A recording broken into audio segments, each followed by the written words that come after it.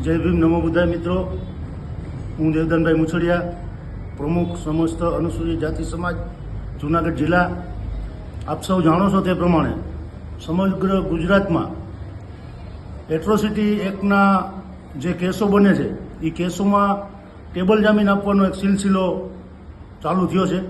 एमां खास करीने अमारे जूनागढ़ जिला में टेबल जामीन आपवानी प्रथा नहोती, पण अमुक नवा डीवायएसपीओ आव्या पछी अमारा जिला में आ प्रथा चालू करी छे। એટલે આ બાબતે સમાજ સમક્ષ મારે ઉપસ્થિત થવાનું થયું છે।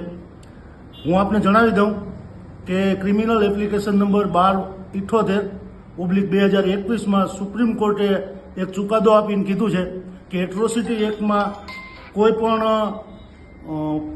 ફરિયાદીને સાંભળ્યા વગર આરોપીને જામીન આપી શકાય નહીં।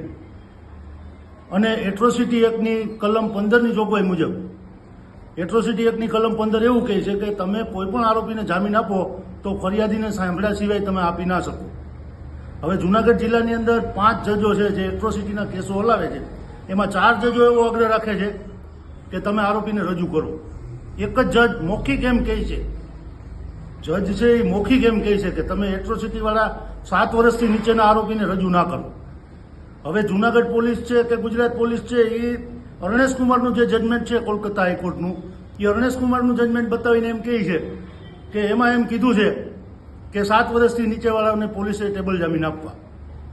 હવે અહીં તો તમે નોટિસ આપીને જ છોડો છો। અને બીજી વાત કે ટેબલ જામીન આપવાનું જે અરણેશ કુમારનું જજમેન્ટ છે એ 498ના સંદર્ભમાં છે।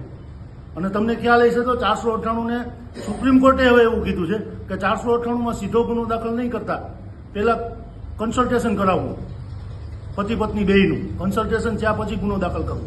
એટલે જે કલમના સંદર્ભમાં ચુકાદો અપાયેલો છે એને તમે બીજા સ્પેશિયલ એક્ટમાં લાગુ ના કરી શકો। એટલે આ બાબતે જામનગરના ડિસ્ટ્રિક્ટ સેશન જજ દ્વારા આરોપીને ફરિયાદીને સાંભળ્યા વગર આરોપીને જામીન આપી દીધા।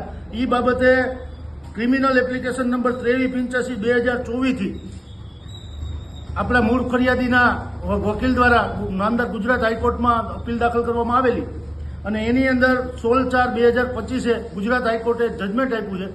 એ જજમેન્ટમાં ગુજરાત હાઈકોર્ટે સેશન જજને ખખડાવ્યા છે કે તમે કલમ 15નો અનાદર કરી અને ફરિયાદીને સાંભળ્યા વગર જામીન ના આપી શકો। પણ આમ છતાં આ પોલીસના જે આયો છે એ સેશન જજથી પોતાના ઉપર સમજે છે, એટલે એ ટેબલ જામીન આપી દે છે અથવા નોટિસ આપીને છોડી મૂકે છે। એટલે આ બાબતે આપણે આવતા સોમવારે રેન્જ આઈજી સાહેબ ને એસપી સાહેબ અને ડીજી સાહેબ ત્રણેયને કાગળ લખું છું।